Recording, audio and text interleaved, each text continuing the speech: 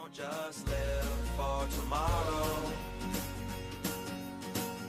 or just live in yesterday. Just be glad for all you have that's in today. Hey everyone, Connie here, and welcome to my blind reaction to She-Ra and the Princesses of Power, episodes 3 and 4. So yeah, we're doing 2 more episodes this week, and I will just let you know ahead of time, I am recording this quite well in advance. Due to it being Thanksgiving week and everything, I just wanted to get this done and out of the way so that on Friday, I only have to worry about, like, the normal Friday show, as well as JoJo. That way I don't have to worry about She-Ra as well. Just kind of lighten the load a bit. So I'm recording this on Tuesday. I just finished recording my Tuesday reaction for Hilda, so yeah. But anyway, so the first 2 episodes of She-Ra and the Princesses of Power, the 2018 reboot of She-Ra, were fantastic. Like, just absolutely excellent. Definitely surpassed my expectations. Gave us some really great characters who have a lot of depth and, well, character to them. It gave us a wonderful story. And honestly, takes these characters who I really didn't care about back when I had seen the little bits that I saw of the 80s series, and makes me fall in love with them. Like, I already love Adora, I love Catra, I love Bow and Glimmer. And it's just like, I can't wait to see more. I really am excited for this series. It's handling things so well. And it's like, this isn't the first time DreamWorks has done this. As I mentioned in my first reaction, they did this with Voltron Legendary Defender. Just like with She-Ra, I had almost no connection to Voltron prior to checking out Legendary Defender. I had seen maybe a couple things here and there very rarely, but it's like Voltron was never my kind of thing. But yet, Legendary Defender is a fantastic series that gives us amazing characters, amazing stories, well-written battles, and not everything's great, admittedly. Voltron Legendary Defender has its problems. But overall, it's still a great, great revamp of the series. And just like with She-Ra, it's a hard reboot, which means that it's going to change things drastically. Like, I believe in the original Voltron's Pidge was a guy, for example, and that Allura was the only female member of the team originally. But obviously, they changed that for the reboot, for Legendary Defender, where Pidge is a girl who was disguising herself as a guy, basically. And now we have She-Ra, which is clearly doing its own thing. It definitely takes some inspiration from the original, I'm sure, but and it's using the same characters based on name and general alignment and stuff. Now, I'm still not sure how accurate it is to the original in terms of a lot of things. Like, I don't know if Adora was a part of the bad guys at first in the 80s version or not. I just don't know. But what I do know is that I like that they did it this way, and I like how they did it. Because the fact that she is that kind of fish out of water character really works for this kind of story. And the fact that she has that best friend on the inside of the villains, Catra, really helps as well. And as I mentioned last time, we see how they are both very similar but very different in how they view things. Because both of them know nothing besides what they were raised into from the villains. So when Adora sees that everything she's been taught is wrong, she rebels against it. She's like, no, we're the bad guys. I can't do this anymore. Well, Catra's more like, it's all I know. Yes, I know we're being manipulated, but this is our home. We can't just leave it. So I really like that they're doing this kind of thing. And there are definitely the subtle cues to a kind of romance between Adora and Catra, which, I mean, obviously that is shipped to high hell. Everyone ships it. everyone. And there's definitely some semblance of like non-stated stuff in the show that actually hints to that kind of thing. Like it's trying specifically to not outright tell us like, oh, they're a couple or something. But it's giving us little hints and pieces here and there that like basically tell us, yeah, they're together. They're a couple. Or at least by this point were. But it's not giving us enough to it's not actually outright stating it, which I can be appreciative of. I think sometimes that works. A lot of people say, no, we need representation where it's outright stated. And it's like, why do we always want it to be outright stated? Why can't we embrace it when it's just a normal part of the world and it's not, like, made a big deal of? Because some people say, oh, because at that point it's just speculation. And it's like, maybe, but I mean, at certain points you have to realize it's super obvious. Great example, Lyra and Bon Bon in My Little Pony. Lyra and Bon Bon are very much a couple. The show will try to say at times they're just friends. But no, there's a lot of information that tells us they're a couple. The show staff know this and have completely worked with it. From their duet in Rainbow Rocks to the fact that they gave each other heartwarming presents and embraced and everything. There's just, it's basically undeniable at this point. They're probably not allowed to outright say it, or just are being told it's not a good idea or whatnot, but it's clear. And I think that's probably what they're doing here with Adora and Catra as well. But yeah, so the first two episodes, the two-parter, basically introduced us to the characters and had Adora realize that the Horde are the bad guys. And so now she's teamed up with Bo and Glimmer and their new horse in order to kind of change her ways and try to get her into the kingdom of princesses, who she once saw as being these horrible monsters, but is now coming to realize that that was just propaganda. Yeah, the show has a lot of cuteness as well, which I'm always for. I love cuteness. So it's like when Adora's like enjoying her first taste of the festival food, when she geeks out over the horse and everything. It's like, oh yeah, no, that's my kind of shit. Catra's expressions at certain points, the fact that she sleeps like a cat at the foot of at Adora's feet on the bed, that's adorable. So yeah, it's just, there's a lot to love about this series so far, and I'm really hoping that it continues to be as good. A lot of people are definitely saying so. Cartoon Lounge, who I mentioned in my first reactions redirect, still seems to be really excited about the series and where it goes from here on out. And I have, once again, seen more on Twitter regarding the character designs. Now, I've seen the character designs before, and I'm not super upset about that. But apparently there's this artist who's trying to redesign them to make them look better.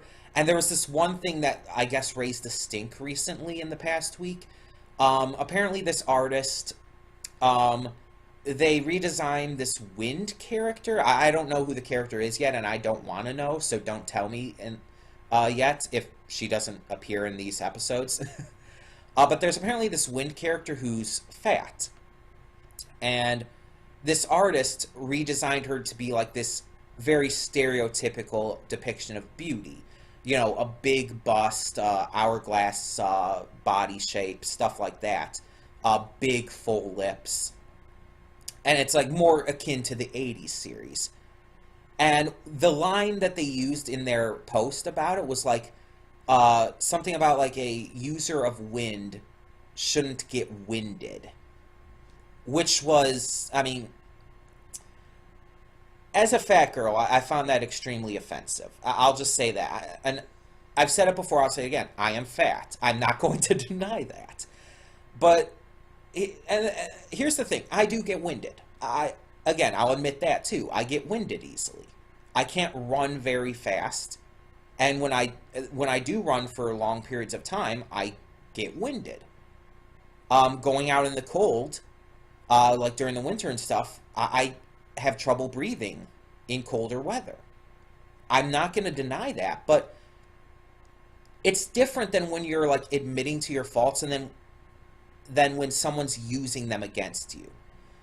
Like this person was clearly saying, "Oh, this master of wind shouldn't get winded," using it as a negative thing against the character and a reason why the character shouldn't be fat. Using it in a negative, harmful way. That is not acceptable. That is extremely offensive and extremely disgusting. And some people were joking about how his art wasn't even that great. I'm not here to judge that kind of thing. One, because I suck at art, and two, because it's why would you spend your time just hating on someone's art skills? That's just stupid and mean. Feel like I'm gonna sneeze. Oh, I felt that coming. But that's just like you. There's no reason to do that. Even if this guy's being a completely horrible jerk about things, there's no reason to be a jerk back. Be better. It's like, embrace this character. A lot of people I've seen have been doing that, and it's like, that's what you should be doing. Not attacking him and his art style. Embrace the character instead. Stand up for her, yes, but don't just go straight up violently, well, not violently, but angrily attacking this person's art just because it's not as clean and good as some other people's. That's just the wrong way to go about it. But yeah, the main point I'm making in all of this is that this series is definitely rife with controversy. From what I've heard, there are a lot of reactors even who were fans, I guess, of the classic series who didn't like this. Because I was actually told in a comment, like, oh, it's like nice to see a reactor who actually likes this show, and then they mentioned that like the others seem to be fans of the original and stuff, and it's like, it's just, I feel like a lot of people wear their nostalgia glasses and it lets them, and it blinds them. It blinds them to what this show and what many shows like this are actually doing. They're giving a lot of just like positive reinforcement to so many different kinds of people. The diversity in these shows is phenomenal, and it's helping people. It's helping people find confidence in themselves. When the entire world tells them you have to look this way to be beautiful, shows like this are saying, no, you can be beautiful no matter what you look like. And it's doing so much for the status of writing in animation, the status of character development.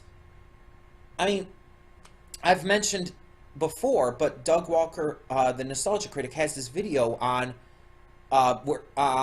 old animation versus new animation. Not just the animation aspect, but like the cartoons in general. Like, and his argument is that the new age cartoons are actually better in so many respects. And a lot of people find that controversial to think about, that, oh, the old cartoons are always going to be better than the new stuff. The new stuff is crappy and silly and weird and stupid. And it's like, you're just looking at this with your nostalgia goggles on.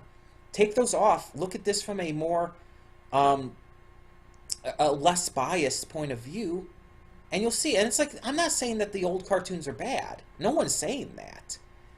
But these new cartoons have done so much that the old cartoons never could have, because of restrictions by networks and various other things. These new ones have broken so many boundaries, and it's amazing. And She-Ra is definitely on its way to do so much more of that. I mean, heck, one of our main characters, Glimmer, is this short little chubby the short, chubby little girl who's a person of color. It's like, in the 80s, like, that would not have that would not have worked. That would not fly. And it's just like, Bo himself is quite effeminate for a guy. He's very nice and not very aggressive. His first action isn't to be defensive or aggressive towards enemies. He's actually very kind and welcoming and accepting. His outfit is definitely not as masculine as a lot of shows, especially in the 80s, would have character dressed like. And it's like, it's great to see this kind of stuff. It just really is. So I know I know this these pre-thoughts are going on for a while, but I just really need to say a lot of this, because this show shouldn't be controversial, not in 2018. These themes, these ideas, these character designs should not be controversial in 2018. This should be where shows are in the norm now. This should be how characters are designed now, diversely, because that's what that's what humanity is. We are diverse in race, in body shape and size, in the way we dress, the way we present ourselves, the way we speak, the way we act. We are different. And that's getting more and more apparent as time goes on. Our differences are shining in ways that they never have before. And yes, there are still those out there who fight against that, who think that we shouldn't be this diverse, who think that we should all adhere to some regulated form of self. We should all be the same. All guys, there are people who still think guys have to be this stereotypical textbook definition of masculine.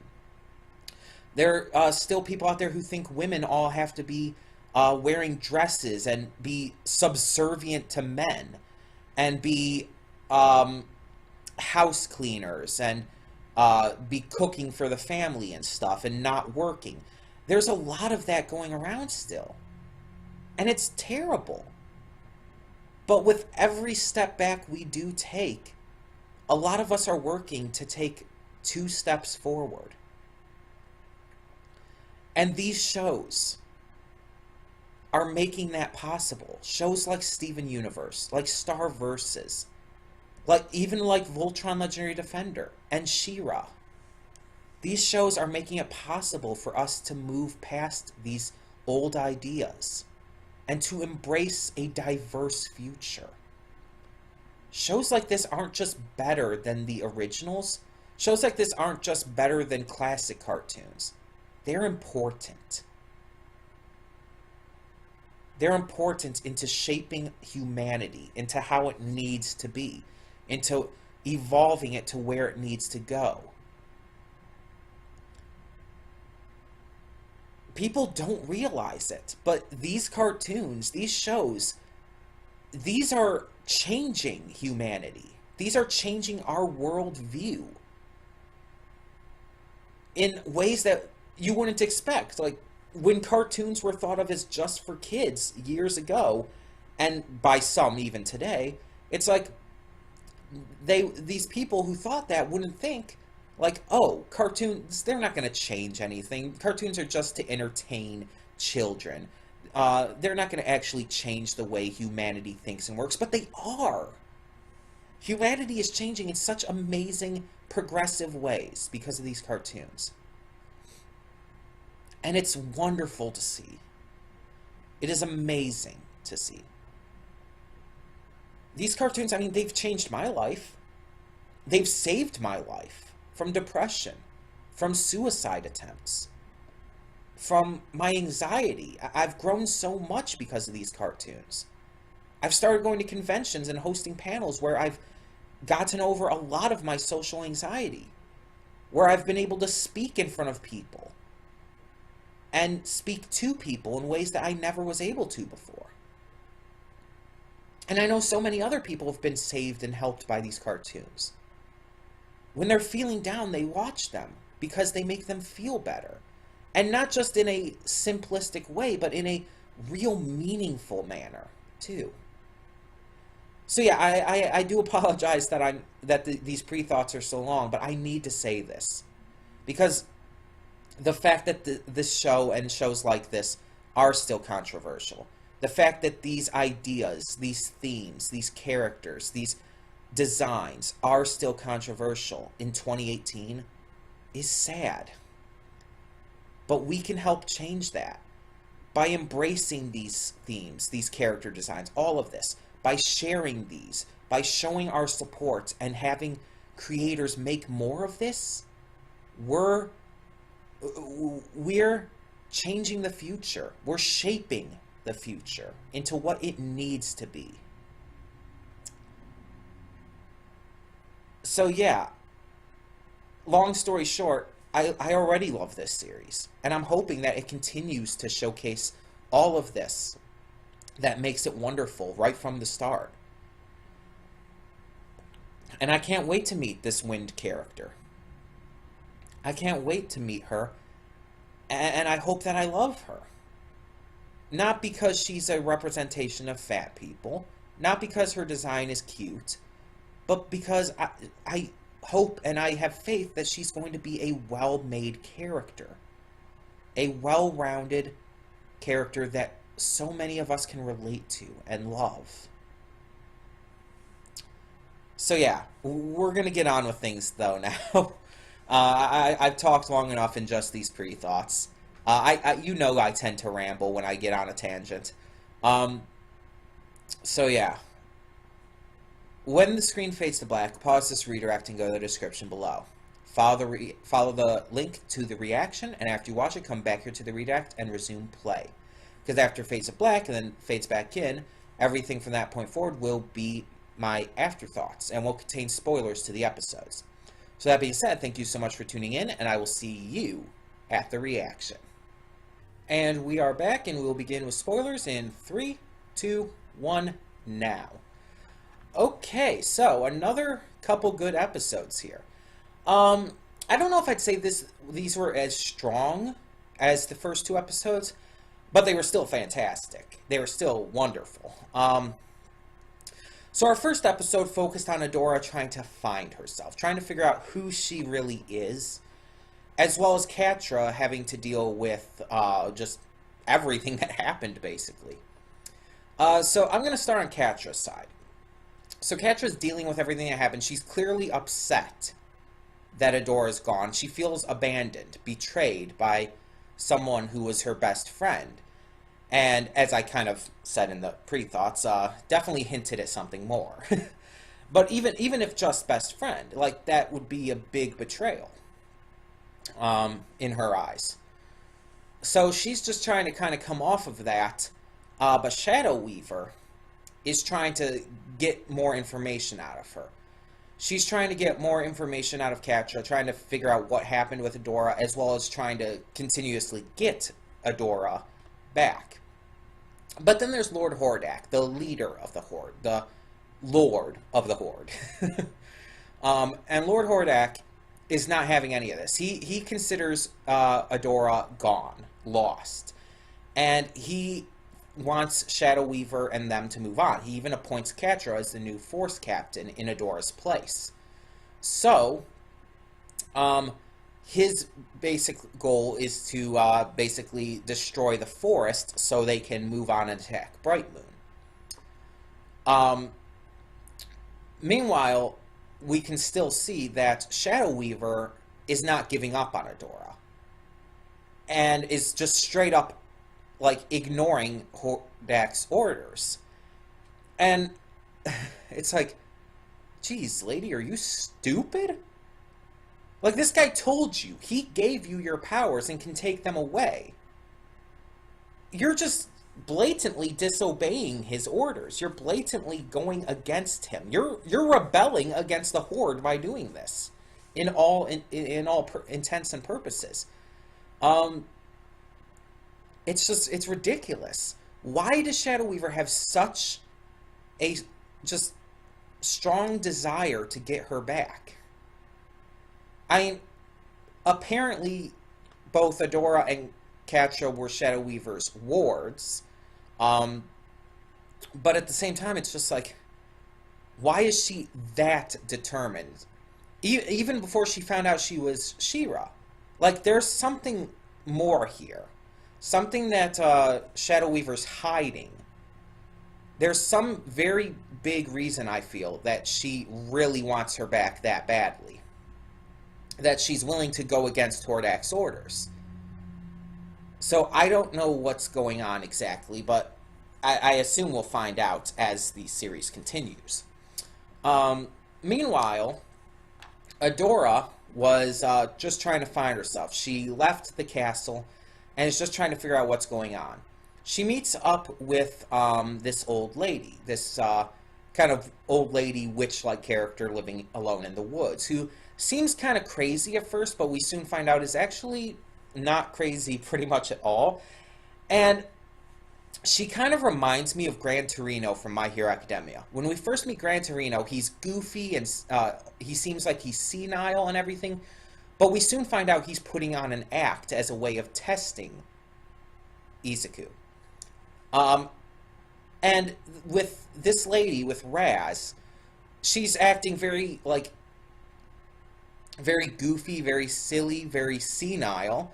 But then when they reach the Horde camp, which was clearly her leading Adora there, and same with the first one's pillar, or tower, or whatever you want to call it, she was definitely doing all of this on purpose. And you saw her, the way she spoke changed.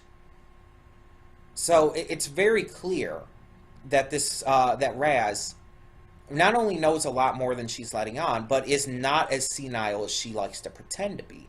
It's definitely a very similar aspect to how Gran Torino is in My Hero Academia. Except the big difference, obviously, is Raz is not, like, personally training Adora. She gives her some good advice that helps Adora, but yeah. And so Adora she does start to get into trouble. She transforms Horsey into a flying horned horse, or a alicorn. I'm just going to keep calling it an alicorn. And apparently he freaks out and everything's going wrong.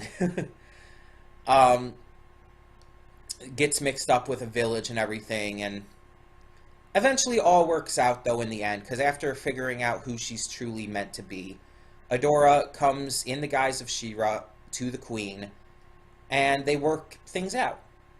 Because the Queen can trust She-Ra, not necessarily Adora, but She-Ra, and takes her daughter and her friend's words for it, especially Glimmer. They agree to work with it. But it seems like the Queen is still wanting to be more defensive. And I'll talk more about that in a moment, because we're going to move on to the second episode here, episode 4. And in this episode, we see that there's a gathering of princesses, but most of the princesses haven't really come to these gatherings in a while, since the big defeat at the hands of the Horde, which I assume we'll find more out about later. There are only 2 princesses who still remain, one of which is the fat girl who I was talking about in my pre-thoughts, the one who has, I guess, this controversy surrounding her, especially with this one artist. I believe her name was, like, Spinnerella or something like that. She's that character I mentioned I was really looking forward to meeting, because as a fat girl myself, just in all honesty, it's like I really want to see that kind of representation. And I want that kind of character to be awesome, you know? And while we didn't get a lot of her in this episode, she just kind of had this little cameo appearance. I'm sure we're going to get more of her in the future. So right now, the big thing seems to be, with this episode, Adora and them go to this other kingdom and meet Princess... I cannot think of her name right now. But this princess of this other kingdom, who's, like, leading her people to be peaceful and loving and caring. And they control plant life, but at the same time, the plants are all dying and the princess is losing her powers. So She-Ra, Glimmer, and Bow try to help, but aren't really able to do much at first. And it's only after they go and invade the Horde camp that the princess realizes that they need to act, that they can't just keep holding back like the princesses have been doing. And so we get attack plants, which was fantastic. And they help attack and take out the Horde camp. So it all basically works out. And the princess of this kingdom, Perfuma, I think that was her name, Perfuma, she agrees to join forces with Bright Moon in order to form this princess alliance once again. And that they're going to work to make it so it doesn't fail this time. So we've already got 2 princesses now. We've got Perfuma and we've got Glimmer. It's probably going to be easy to get Spinnerella and the other one who are there. They already seem like they're willing to, like, just even be there still. And I think a lot of the rest of this season is going to focus on them recruiting the other princesses and getting ready for probably a big fight in the finale. Now, I still think Catra is going to end up defecting from the Horde as well. I don't know if it'll happen this season or if they're going to save that for a future season, but I definitely think that's still going to happen. She's going to start to see Adora's side. That's my guess, at least. That's what I hoped to see, and that's honestly what I think just is going to happen from context clues. Especially with how she's been promoted now. Like, you might think, oh, that would encourage her to stay, but no, actually, I think that's a sign that she's not going to stay. She's being given this power there, and it seems like she likes it at first, but she's coming to realize that it's still not going to be anything without Adora. That's what she truly wants. She wants to be with Adora. Whether you view it as romantically or not. So, yeah, I think that's probably where this is going to end up going, whether in this season or just in the future. And as always, if you know where this is going, please, no spoilers. So yeah, we got a bunch of new fun stuff started building up these 2 episodes. And while I don't think, as I said, they were as amazing as the first 2, they were still pretty damn fantastic. Once again, I love Perfuma. She is adorable and hilarious, and especially in the attack on the camp and afterwards. Like, are we going to be able to hit people with plants again? That was great. Yeah, it's just like, I'm really loving these characters so far. I really can't wait to see more of them and get to meet all these other characters that we have yet to.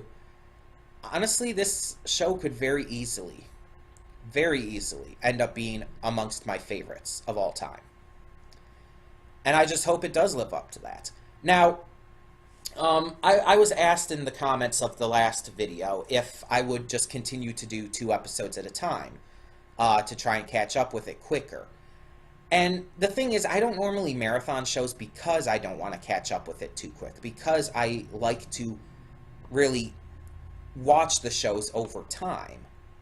Because I feel if I catch up with it too quick, if I go through it too quickly, then it doesn't leave as much of an impact on me, and it's gone too quickly. Now, of course, I have other shows I can watch during this time and all, especially with Steven Universe returning next month. That's right. I do know about that. Steven Universe returns on December 17th and will be new episodes weekly. So there is still stuff that I'll have plenty of options. But at the same time, it's just like, I don't want to go through it too fast. So here's what I'm going to do. I'm going to try to probably only do 1 episode at a time, unless I feel like I really want to do more than 1. And if I do end up doing 2 episodes at a time most of this season, then that's just how it ends up going, but I'm going to try to only focus on one episode at a time from here on out. I did 2 episodes again this time because I just really wanted to get to more of it, but I want to also hold back a little bit. I don't want to go through it again too quickly. I don't think a season 2 is coming anytime right soon anyway, so it's not like I really have to get caught up yet. But yeah, I really want to take my time with this as much as I can. So if I do 2 episodes again in the future at any point, then cool. But I'm going to try to focus on one at a time from here on out. So I do apologize for that for anyone who wanted me to watch more and more of it and just wanted me to continue to see more and more of it. But again, I don't want to get through it too quickly. I don't want to get caught up too quickly. I feel that would hurt a lot of the overall experience for me. Either way, tell me in the comments below what you thought of these 2 episodes of She-Ra and the Princesses of Power. Tell me what you thought of Princess Perfuma, what you thought of Raz, and just everything in between. I can't wait to hear what you think, and though, again, I am recording this on Tuesday, and you're not seeing it until Sunday. So, yeah, quite a bit of a time difference there. But I just really wanted to get to it, so, yeah. I mean, heck, for all I know, I might end up actually just pre-recording the entire rest of the season and then just being weeks ahead of time. I really don't want to, but I might end up doing that. I don't know. I'm going to try not to. Again, I really don't want to go through this too quickly. Either way, thank you so much for tuning in. And for now, yeah, I'm Connie and I'm signing off. See y'all next time. And though you've come through many obstacles, shed tears along the way, you're still standing, live, love, laugh another day.